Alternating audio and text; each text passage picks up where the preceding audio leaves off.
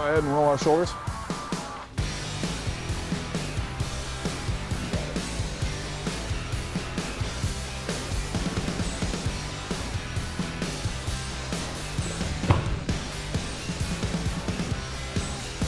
out of someone's guard. Sprint out a mountain here, right?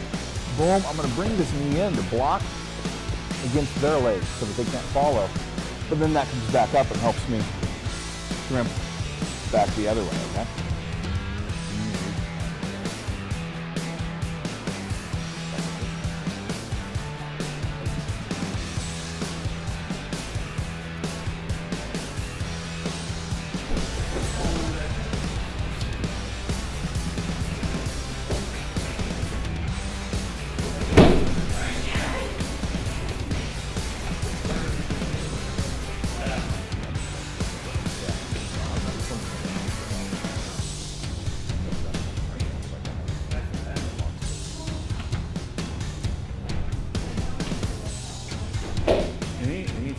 Okay, so grab whatever you need. We're gonna train here. We got about 40 minutes of time to train. Have fun, be safe with your partner, try new things. Don't be afraid to lose a position for the sake of trying something new.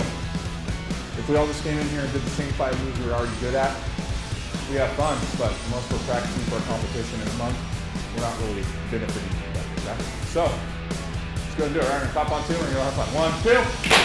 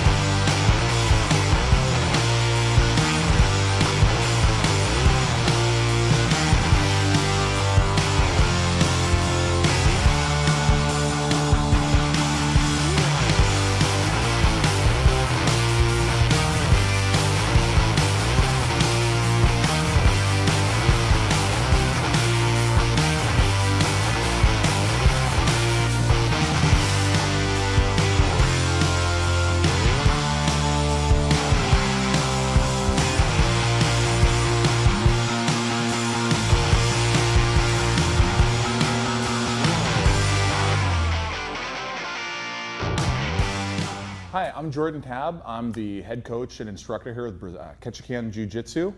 We teach Brazilian Jiu-Jitsu for self-defense and sport in Ketchikan, Alaska. We teach classes 6 days a week here at the Ketchikan Gateway Borough Rec Center. And we teach Brazilian Jiu-Jitsu, which is a martial art that emphasizes fighting on the ground, escaping from bad positions on the ground, getting to a safe position, and being able to overcome an opponent, even if you're a smaller, weaker, less agile person.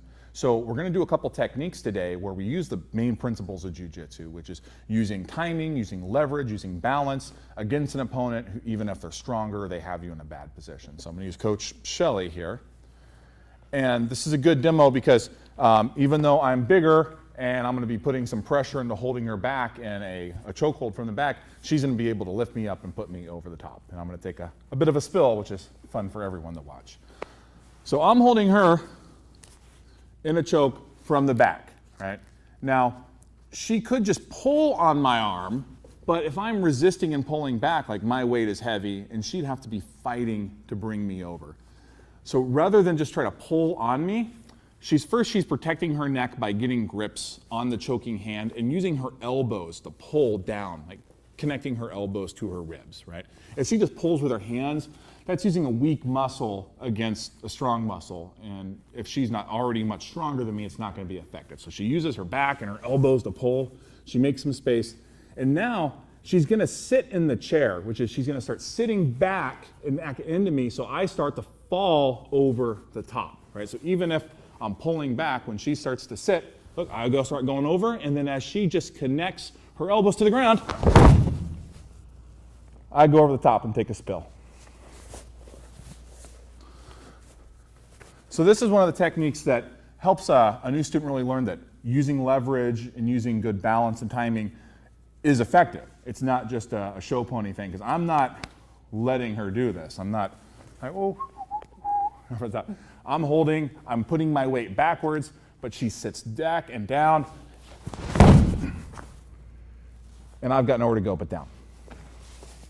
So, speaking of being down, one of the things that we really practice is being under an opponent who has us in a bad position, being able to escape from that. So, Coach Shelley, you're going to be a mount on me. It's my turn to show off.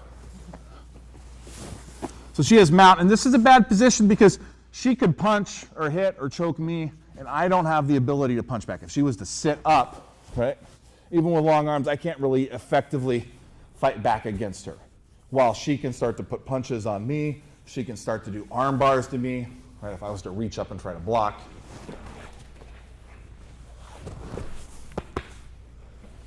She has a lot of things she can do to hurt me.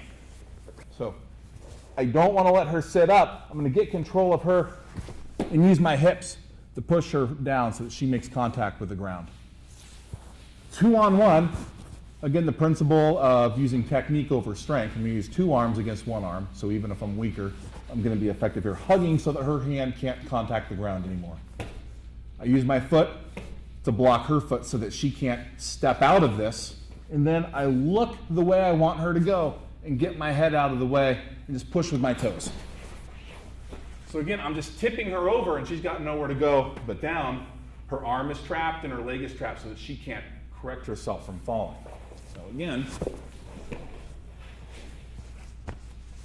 she's sitting up. I get control of her arms and use my hips to bump her down. I hug her arm to me and block her foot. Now I look up, get my head out of my way, and push with my toes. She goes over. So, if Coach Shelley is down, and even being the bigger, stronger person, she uses this technique.